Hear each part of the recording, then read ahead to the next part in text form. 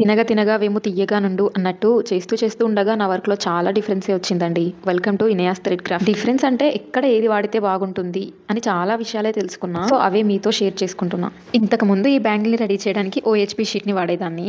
ఓహెచ్‌పీ షీట్‌ని correct షేప్‌లో cut చేయడం అనేది చాలా టైం టేకింగ్ ప్రాసెస్. కొంచెం అటు ఇటు అయినా కూడా హ్యాండ్ కట్ అయ్యే ఛాన్సెస్ ఉంటాయి. బ్యాంగిల్ బ్యాక్ సైడ్ కూడా బ్లాక్‌గా కనిపిస్తుంది. అందుకే ఈ గోల్డ్ ప్లాస్టిక్ బేస్‌ని వాడుతున్నా. ఇది చూడడానికి చాలా బాగా కనిపిస్తుంది. ఎటు సైడ్ నుంచి చూసినా క్యూట్‌గా అండ్ పర్ఫెక్ట్‌గా కనిపిస్తుంది. ఈ బ్యాంగిల్స్‌ని కస్టమర్ మన ఛానల్లో ఉన్న వీడియోని చూసే సెలెక్ట్ చేసుకున్నారు. కానీ ఆ బ్యాంగిల్‌కి ఈ బ్యాంగిల్‌కి దునియా డిఫరెంట్ ఉంది. ఆ చేంజెస్ అన్నీ నేనే చేశా. ఆ బ్యాంగిల్‌కి 4:6K డ్రాప్ షేప్‌ని యూజ్ చేశా అండ్ క్లిప్ స్టోన్స్ కూడా యూజ్ చేయలేదు. సో ఈసారి స్మాల్ డ్రాప్ షేప్‌ని తెప్పించా. అందరూ ఇవే యూజ్ చేస్తున్నారు కదా అని సింగిల్ లైన్ వేశాక నాకు మిడిల్‌లో చాలా గ్యాప్ కనిపించింది. షుగర్ బీట్స్‌తో ఆ గ్యాప్‌ని కవర్ చేయాలి. కానీ ఎందుకు మనం దీన్ని 3Dలా కన్వర్ట్ చేయొద్దు అనిపించింది. ఒక బ్యాంగిల్ అంతా రెడీ చేశాక కస్టమర్‌కి సెండ్ చేశా. She said okay. కానీ మేడం కొంచెం బడ్జెట్ ఎక్కువ అవుతుంది అన్నా. నో ప్రాబ్లం అండి అన్నారు. ఇంతకీ ఈ ఆర్డర్ ఎక్కడి నుంచి వచ్చిందో చెప్పలేదు కదా. అదేనండి ఫస్ట్ టైం అమెరికా ఆర్డర్ అన్నా కదా.